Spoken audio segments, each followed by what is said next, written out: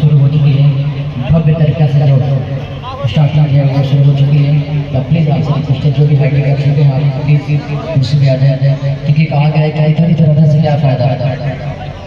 मुस्कुराओ तो कोई बात बने,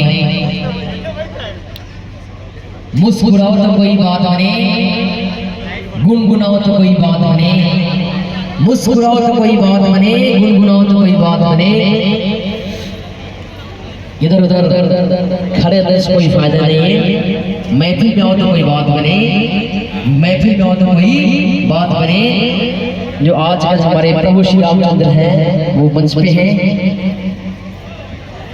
और आपसे भी रिक्वेस्ट है जो भी हाईटेक कर चुके हैं थोड़ी देर बाद खाना होगा, आप मंच पे आ जाए, सॉरी कुर्सी पे आ जाए, क्योंकि ये सारी चीज़ आपके लिए लगाई गई है। जो हमारी पूरी टीम इस